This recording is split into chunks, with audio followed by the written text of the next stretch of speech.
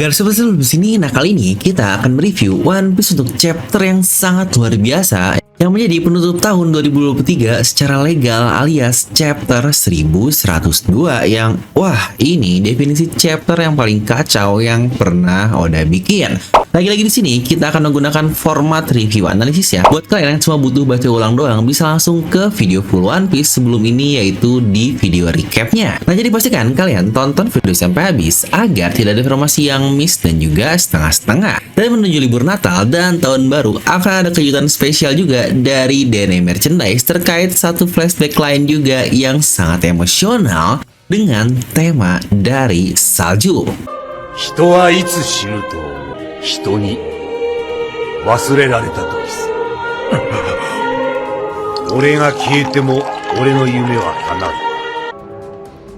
まったくいい人生だった。 Nah pastikan kalian follow Instagram kami ya di dnm.merch untuk informasi selanjutnya karena perilisannya juga pasti akan sangat limited. Nah buat yang baru ke channel ini juga bisa langsung subscribe dan nyalakan bel notifikasinya. Serta saya juga mau berterima kasih nih buat para donatur setia Devil Nomi yang udah menjadi membership channel. Buat kamu juga yang namanya mau tercantum seperti ini bisa langsung klik tombol join di sebelah tombol subscribe. Nah mari siapkan kopi, jangan lupa besar, pasang headsetnya, ambil puisi PWN, wadidaw.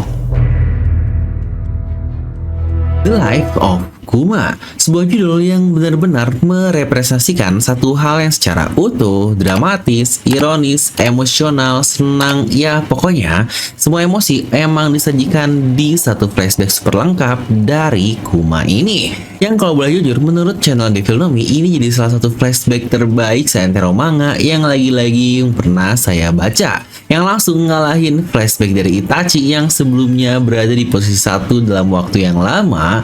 Karena menurut saya untuk Itachi sendiri dari plotnya, efeknya, darknya, pengorbanannya sangat luar biasa. Ternyata Oda tetaplah Oda karena flashback dari Kuma ini definisi gelap banget.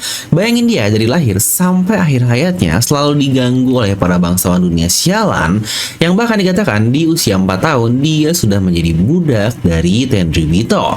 Lalu di masa remaja yang ketika sedikit dewasa orang kesayangannya dinikahi paksa oleh Tenryubito dan di saat dia mau menyembuhkan anak orang kesayangannya alias Bone, Kuma harus berurusan dengan iblis beneran yang notabene bagian dari bangsawan dunia dan langsung atasannya yaitu Gorosei Saturn yang secara tidak langsung bukankah menghilangkan ingatan sama saja dengan membunuhnya. Dan saudara atau tidak, pasca dia dihilangkan ingatannya pun alias setelah menjadi robot, Kuma lagi-lagi dijadikan budak oleh Tenryubito dan disebutnya sebagai invincible slave yang bukankah itu bisa dibilang seumur hidupnya. Yang sejujurnya dengan flashback yang mungkin terbilang cukup singkat kali ya, karena hanya dari chapter 1095 sampai 1102 ini membuktikan Kuma dan Bone pastinya akan menjadi dua karakter penting lain yang ada di serial ini. Ya jika kalian ingat tema One Piece selalu berhubungan dengan inherited will atau hasrat yang diwariskan, kita lihat bagaimana Kuma benar-benar mempercayai semua impiannya, semua masa depannya ke karakter utama kita yaitu Luffy Sencho, yang bahkan dia sampai rela berbuat keinginannya terakhir kali di dalam insiden Sabondi itu pun untuk menyelamatkan seluruh kru dari topi jerami. Tepat itulah saat-saat terakhir Kuma sebelum akhirnya dihilangkan ingatannya, yang bahkan sampai akhir hayatnya dia pun meminta satu permintaan terakhir kepada Vegapunk untuk menambah satu program setelah peperangan Marineford, yaitu untuk menyelamatkan rumah dari bajak laut ini. Di situ Kuma pun berkata, walau aku sangat ingin sekali untuk melihat perkembangan dari mereka, setidaknya izinkan aku menjadi penjaga keras kepala hanya sampai satu dari kru mereka kembali ke kapalnya. Yang wah ini wadaw banget. Yang bahkan 2 kali Oda beritahu kepada kita dari Kuma betapa percayanya dia kepada Luffy ketika di Sabondi Archipelago, yang akan ada sedikit analisis juga nih yang akan kita bahas sebentar lagi. Dan setelah itu saja dia katakan langsung di depan Vegapunk. Yang lucunya Kuma bahkan benar-benar membawa bounty Luffy terbaru loh, yaitu di 300 juta berry. Di sini Kuma berkata, walau saya tahu nikah hanyalah sebuah legenda, tapi bukankah sangat hebat ada seorang pejuang di lautan ini yang bahkan memberikan senyum lebarnya kepada dunia. Dia pula menggunakan ritme kebebasan, hal yang aku ajarkan kepada Bonnie. Jadi jika suatu hari nanti ada seseorang yang akan mengubah lautan ini, saya yakin Luffy adalah orang tersebut. Ya benar, lagi-lagi ada maksud tersembunyi juga ternyata dari Oda memberikan senyuman di bounty-nya sejak awal. Ingat, bounty pertama Luffy di 30 juta berry itu sudah terpampang lebih dari 20 tahun yang lalu, yang ternyata maksudnya adalah ada hubungan dengan Nika. Dan sebenarnya adalah alasan masuk akal juga kenapa Kuma pada akhirnya memberikan taruhan kudanya kepada bajak laut dari topi jerami. Yang jika kita hubungkan dengan chapter lalu, Kuma memang sudah tahu jika Luffy ini adalah anak dragon. Makanya di chapter lalu dia hanya mengecek saja, oh jika ini adalah anak dari bosnya dragon yang selalu diam-diam diperhatikan oleh dragon tersebut. Dimana di chapter ini pun awalnya Kuma tidak terlalu intens lah dalam melihat Luffy karena ia bocah ini hanya menjadi seorang bajak laut, yang disitu pun Kuma berkata, sungguh takdir yang sangat unik karena dragon anakmu malah menjadi bajak laut. Yang sadar atau tidak, dragon seakan-akan menjawab pertanyaan Kuma di chapter 100 lalu dengan bilang, bajak laut itu pun tidak masalah. Yang ngomong-ngomong alasan kenapa dragon datang ke Lojuton pun akhirnya terjawab juga di chapter ini. Dia pura-pura nanya kepada Sabo siapa yang jadi penjaga di sana. Yang kita semua tahu jika itu adalah Kapten Smoker, yang tentu saja dia tahu kalau Smoker adalah seorang Logia dan pasti anaknya Luffy pada saat itu belum bisa untuk mengalahkan seorang Logia. Ya akhirnya insting dari seorang ayah pun muncul. Dragon yang kita kira selama ini tidak pernah peduli kepada anaknya karena meninggalkan Luffy selama bertahun-tahun, ternyata dia adalah seorang yang sangat peduli sekali, tetapi dengan cara yang berbeda. Dimana alasannya pun sudah kita lihat dengan sangat jelas dan sangat masuk akal di chapter lalu. Kalau dunia tahu jika Luffy adalah anaknya, pasti Luffy bakal dijadikan sandera oleh mereka dan pastinya akan menyulitkan tujuan dari pasukan revolusioner. Jadi mau tidak mau, Dragon harus mengorbankan semua itu dan diam-diam memperhatikan anaknya. Yang sejujurnya salah satu caranya hanyalah ini, dan itu pun sangat masuk akal sekali. Dia pun akhirnya datang ke Lojuton dengan dalih mau ngecek doang, padahal tujuan utamanya memang mau menyelamatkan anaknya yaitu Luffy. Yang sadar atau tidak, dia juga malah nyelamatin Luffy sebanyak 2 kali loh di pulau Lojuton ini. Pertama, dia nolongin Luffy dari hampir saja serial One Piece ini tamat di chapter 99 oleh Our Lord kita, yaitu Buggy. Yang bahkan udah pun memberikan judul chapter yang sangat strong sekali di Luffy Dice, yang wah ini sangat epic sekali. Yang untungnya muncullah sambaran petir dahsyat yang menghancurkan tempat eksekusi. Dan satu chapter setelahnya kita melihat ketika Dragon menyelamatkan Luffy dari Smoker, yang nantinya muncullah angin yang sangat besar.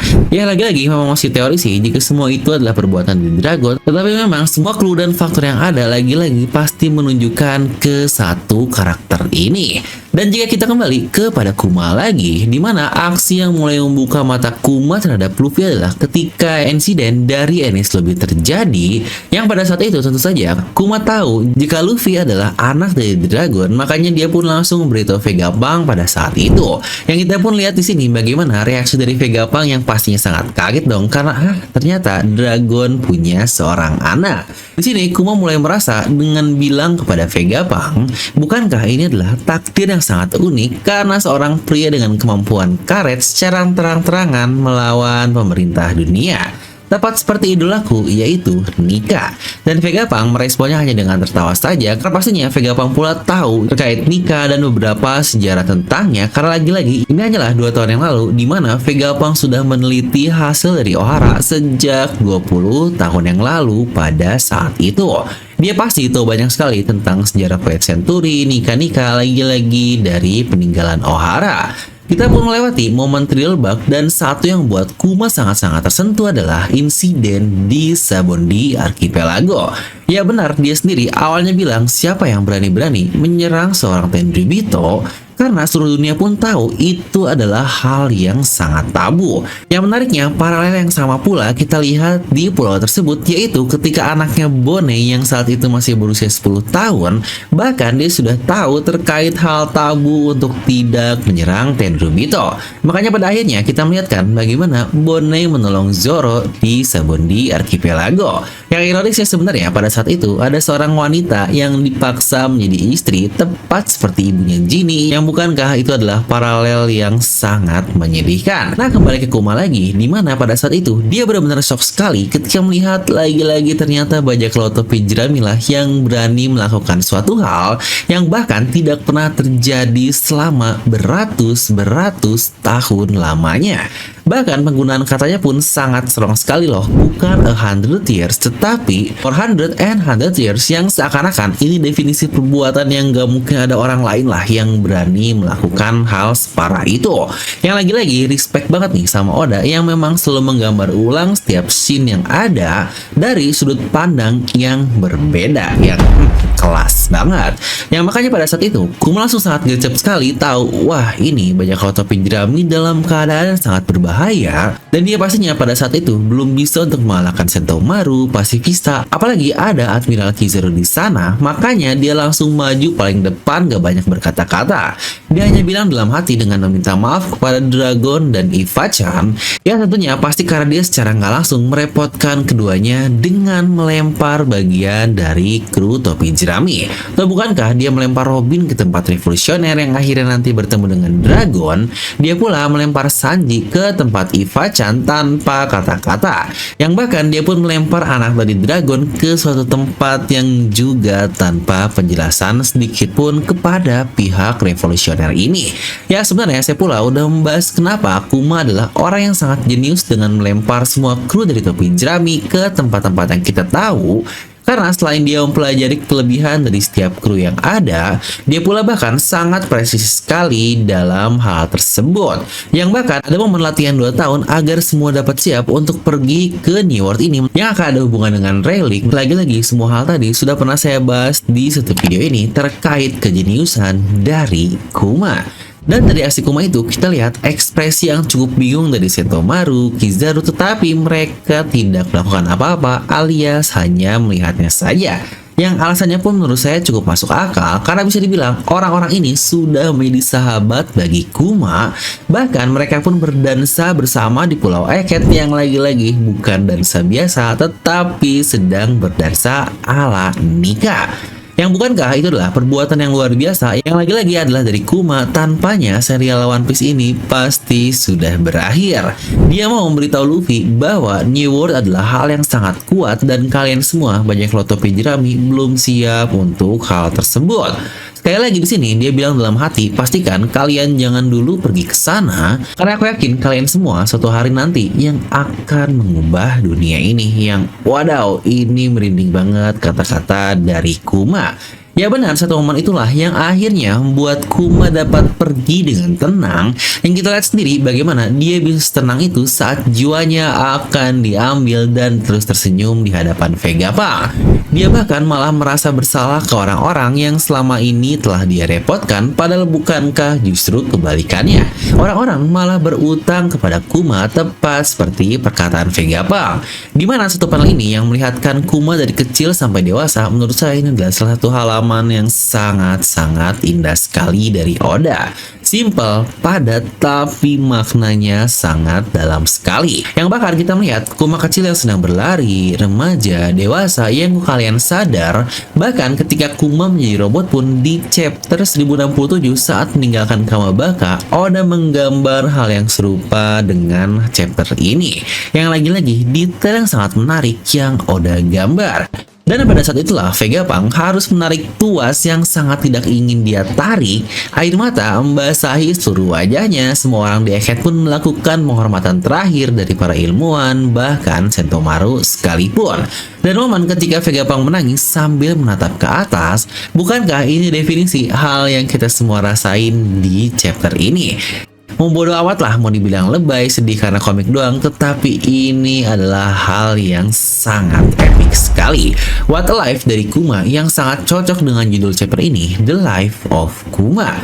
Yang ternyata kesedihannya tidak berhenti sampai di situ saja, alias kata-kata terakhir yang Kuma ucapkan sebelum kematiannya yang juga menjadi penutup chapter kali ini, yaitu dia pun memberikan perkataan terakhir ke sosok yang bahkan jauh lebih penting dari nyawanya, yang tidak lain dan tidak bukan dan itu adalah Bonnie. Permintaan terakhirnya sangat simpel sekali. Jangan lupa katakan kepada Bonnie, selamat ulang tahun yang ke-10. Yang wah, gimana nggak banjir air mata pada saat dia berkata hal itu. Bahkan dengan panel yang sangat menyedihkan, di mana kita sudah melihat wajah Kuma yang sudah kehilangan kesadaran, tetapi di satu sisi lagi kita melihat bagaimana Bonnie yang menangis sangat kejar. Ya benar, inilah alasan tadi kenapa saya bilang Bonnie pasti akan menjadi salah satu karakter yang paling penting juga yang ada di serial ini, karena hasrat yang diwariskan dari Kuma kepada Luffy sama halnya dengan Kuma kepada Bonnie. Makanya ketika insiden dari Sabondi, di situ Kuma secara langsung berkata bahwa Bonnie dan bocah ini di masa depan adalah peninggalan terakhir dari Kuma yang bisa dia berikan kepada dunia. Dimana itu adalah hal pertama, Bonnie pula adalah seseorang yang sejak kecil sangat mengidam-idamkan terkait Nika akibat sering dicekokin lah oleh ayahnya. Bahkan serangan yang mengalahkan agen di chapter lalu pun dia membayangkan dirinya menjadi seorang Nika, dan wow, ternyata itu dapat bekerja. Walau sangat aneh sekali terkait Boy Beast Bonnie, tapi ya bahasan terkait Boy Beast Bonnie sudah kita bahas di video review lalu. Yang berarti antara Bonnie dan Nika ini sudah menjadi satu hal kesatuan yang saling berhubungan satu sama lain, dan itu adalah alasan kedua. Dan ketiga, Bonnie udah ngelihat semua memori dari ayahnya Kuma. Dia tahu bagaimana ayahnya mempertaruhkan masa depannya kepada Luffy, dan bukan kepada hanya dirinya saja, tetapi ada sosok lain yang sangat random sekali, di mana bocah karet yang ternyata sesama supernova dengannya, yang dari situ saja rasanya hampir gak mungkin sih kalau Bonnie bakal meninggalkan dalam tanda kutip Luffy. Apalagi kita belum diperlihatkan kalau Bonnie benar-benar ngeh jika Luffy adalah sosok Nika yang selama ini dia dan ayahnya sangat idolakan sekali. Yang jika tahu makin gak mungkin kan kalau Bonnie bakal ninggalin Luffy. Yang jangan lupa juga, Kuma pernah berkata kepada Bonnie kalau sang pejuang kebebasan, Nika akan datang untuk membebaskannya. Yang sebenarnya hal itu pun sudah terjadi secara langsung atau tidak langsung. Bukankah alasan Bonnie terkekang selama setidaknya 2 tahun dia berlayar di lautan karena dia ingin bertemu dengan ayahnya yaitu Kuma. Ternyata ayahnya malah dijadikan robot seperti itu, yang akhirnya kekangannya pun semakin dalam untuk tahu alasan kenapa ayahnya bisa dijadikan robot. Makanya akhirnya pada saat itu Bonnie memutuskan untuk bertemu Vegapunk. Dan sekarang Bonnie sudah tahu semua yang perlu dia ingin ketahui dari memori ayahnya langsung, yang dalam kata lain, bukankah Bonnie sudah bebas? Ya kalau tidak secara langsung lah, Luffy yang membantu Bonnie ke posisi seperti sekarang, walau di timeline utamanya dia dalam keadaan yang sangat berbahaya, yaitu akan dieksekusi di tangan Gorosei Saturn. Tapi dengan plot yang udah berikan kepada Bonnie, dan dia juga masih seorang bocah, lagi-lagi saya tidak melihat adanya kemungkinan lain jika Bonnie nggak akan ikut bersama kru topi jerami. Karena bukankah saat ini Bonnie juga dia udah nggak punya kru lagi. Dan dari perjalanannya untuk menjadi bajak laut pun dia adalah seseorang yang sangat-sangat baik sekali. Bahkan prinsipnya curi harta tapi dari orang-orang jahat saja. Jangan nolak orang kecuali jika mereka benar-benar butuh, yang itu cuma gimmick doang. Dan alasan kenapa bounty-nya sangat tinggi pun karena angkatan laut mengira hasil dari serangan bajak laut Bonnie ini yaitu mereka hanya menyerang orang tua dan anak-anak. Padahal itu semua adalah angkatan laut yang dia ubah dengan kemampuan buah iblisnya. Ya mungkin kalau kita pakai kata-kata Kiros kepada Rebecca mungkin seperti ini. Tanganmu masih bersih, Bonnie, yang wah wadaw sekali. Nah dan terakhir nih, satu yang jadi pertanyaan kita semua. Apakah Kuma dapat hidup kembali seperti semula atau tidak? Ya, kalau dari semua flashback yang sudah kita dapatkan dan bahkan seepik itu, menurut saya pribadi, jika Kuma dapat kembali normal, rasanya ya sayang banget nih. Karena kesannya akan cukup dengan Oden lalu, di mana masa flashback yang udah dibuat sangat epic, tapi taunya Oden masih hidup. Yang kesannya bukankah jadi buang-buang plot dan drama doang. Karena di chapter ini juga, Kuma udah ngasih tahu jika bubble memory yang dibuat itu bakal langsung menghilang kalau ada yang menyentuhnya. Makanya Vegapunk sangat berhati-hati untuk nggak ada yang nyentuh dan menggunakan teknologinya agar dia bisa mengekstrak isi ingatannya tanpa menghilangkan bubble tersebut. Tapi ya sebenarnya ada hal menarik nih yang pernah udah mention juga di chapter 1072 lalu dengan judul chapter A Weight of Memory atau masa dari sebuah ingatan. Di mana di situ tidak hanya ingatan yang dibahas, tetapi ada hal lain juga yang dibahas, yaitu tentang jiwa. Vegapunk menceritakan terkait ada ilmuwan lain yang memperkirakan berat jiwa adalah sebesar 21 gram. Nah, pertanyaannya, konsep apa yang akan Oda gunakan dalam kehidupan karakternya di serial One Piece ini? Kalau jiwa, seharusnya jelas lah ya, jiwa dari Kuma ini sudah hilang karena dia sudah dihilangkan untuk keutuhannya. Dimana jiwa jika sudah hilang, udahlah, nggak akan bisa balik lagi. Karena cuma Brook doang yang bisa, itu pun karena efek buah iblis. Makanya semua memorinya pun dapat kembali karena lagi-lagi tersimpan di dalam jiwanya. Tapi kalau ambil konsep memori doang, nah itulah baru hal yang bisa dimasukkan. Karena pada dasarnya ilmuwan mereka ini tidak mengenal kata jiwa karena nggak bisa dijelaskan secara logika. Yang juga kalau ambil memori, misal nih semua memorinya balik, yang apakah Kuma bakal menjadi Kuma lagi seperti biasa? Kalau lagi-lagi jika kita ngomongin masalah logika, bukankah sangat aneh sekali manusia itu hidup bukan hanya dari ingatan saja, tetapi manusia memiliki desire atau hasrat yang dimiliki, dan hasrat ini bukankah muncul dari jiwa si pemiliknya itu? Nah, jadi kalau gitu bukankah berarti Kuma nggak akan mungkin hidup lagi? Ya, dibilang nggak mungkin sih, nggak juga ya. Karena dalam menarik nih yang udah katakan di chapter 1102 ini, yang rasanya dia memberikan semacam foreshadow kecil kepada kita. Dimana saat Vegapunk berdebat dengan Saturn, di situ dia berkata kalau dia sedang mencoba temuan barunya terkait sensor di otak yang dapat meng-on-off-kan kesadaran. Nah, kalau untuk hal ini, alasannya menurut saya masih dapat diterima oleh logika yang mungkin konsepnya kayak orang koma kali ya. Orang koma kan bisa dibilang sensor otaknya dalam keadaan off tetapi jiwanya masih ada. Bahkan banyak juga yang bilang nih, mereka sebenarnya bisa ngerasain dan melihat orang-orang yang ada di sekitarnya. Makanya dokter selalu bilang nih, kalau ada orang yang sedang koma, sebisa mungkin kalian jangan terlihat sedih di sebelahnya. Karena walaupun begitu, dia tetap bisa melihat kita. Tetapi walaupun dia lagi-lagi ini walau alam, kita nggak akan tahu terkait hal itu. Tapi memang masih masuk akal juga. Karena jangan lupa, One Piece itu nggak masuk akal, tapi akal bisa masuk. Yang jika Vegapunk benar-benar menggunakan konsep itu, maka Kuma yang menjadi robot bisa dilogikakan sebagai dia dalam keadaan koma, dan akhirnya yang mengontrol dirinya hanyalah program yang dimasukkan saja. Tapi jika akhirnya nanti di-on-kan kembali oleh Vegapunk jaringan otaknya, maka hasrat manusia biasanya lah yang akan berjalan seperti normal. Ya memang walaupun akan terdengar sangat kompleks sekali sih bagi sebagian dari kalian, tapi kurang lebih konsepnya ya seperti begitulah. Ya memang jika seperti itu akan buat kita cukup tenang nih, karena Kuma setidaknya bisa balik lagi dan balas dendam ke satu orang yang sudah merusak hidupnya sejak lama, yaitu Gorosei Saturn yang bahkan sekarang dia sedang ada di Pulau Egghead. Tapi di sisi lain kita juga udah melihat kan flashback super epic dari Kuma, jadi rasanya sayang aja kalau dia akhirnya normal kembali. Ya walau masih ada satu pertanyaan yang memang belum terjawab, Kuma sudah dihilangkan semua kesadarannya, tetapi kenapa saat ini seakan-akan dia memiliki hasrat sendiri untuk pergi ke suatu tempat yang bukankah ini adalah hal yang sudah di luar logika?